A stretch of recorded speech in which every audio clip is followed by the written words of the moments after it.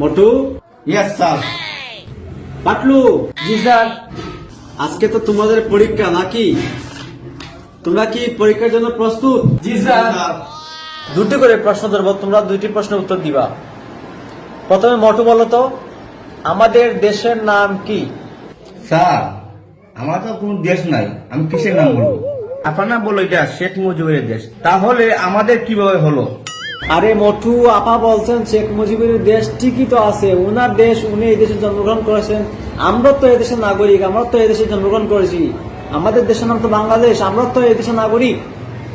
এই দেশের নাম তো বাংলাদেশ, আমাদের দেশের নাম বাংলাদেশ। তাহলে আমাদের দেশ নাই কে বলছে? ঠিক আছে স্যার। বাবা পাটলু, তুমি কি প্রশ্নের উত্তর দিতে প্রস্তুত? জি স্যার। বাংলাদেশের জাতীয় মাছের নাম কি? স্যার, আমাদের জাতীয় মাছের নাম তো পাঙ্গাস। আরে তুমি এটা কি বলো? বাংলাদেশের জাতীয় মাছ পাঙ্গাস মাছ আবার হলো কখন? স্যার, এটা তো সবের ঘরে ঘরে পাওয়া যায়, তাই এটা জাতীয় মাছ পাঙ্গাস। যে মাছই যত বেশি ব্যবহার করা হোক না কেন, যত বেশি খাওয়া হোক না কেন, বাংলাদেশের জাতীয় মাছের নাম হচ্ছে ইলিশ। মনে থাকবে, বাংলাদেশের জাতীয় মাছের নাম ইলিশ। পাটলু এবং মটুর দুইটা প্রশ্নের মাঝে একটাও হয় নাই। তোমাদের জন্য 100 করে 200 বেতের বাড়ি, তোমরা প্রস্তুত থাকো। দ্বিতীয় প্রশ্নের উত্তর দিবে এখন মটু। মটু বলবা, বাংলাদেশের জাতীয় ফলের নাম কি? স্যার, বাংলাদেশের জাতীয় ফলের নাম আম। আজব তো, তোমরা এত আজব আজব প্রশ্নের উত্তর কোথা থেকে নিয়ে আসো? আমি তো কিছুই বুঝতেছি না।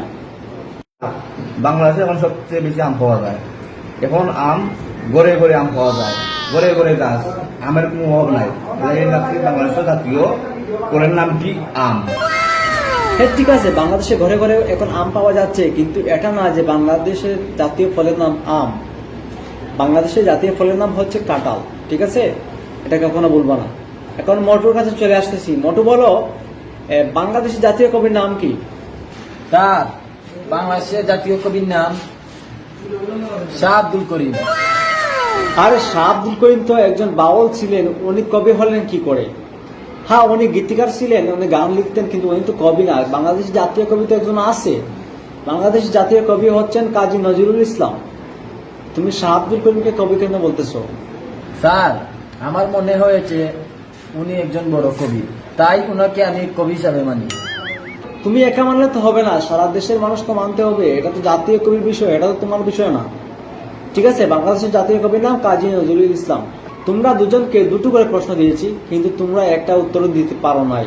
এর জন্য একটা প্রশ্নে 100টা বাড়ি, 2টা প্রশ্নে 200টা বাড়ির জন্য রেডি হও। হাত পাতাও, এই হাত পাতাও মোটু। স্যার, একটু আসতে পারি না?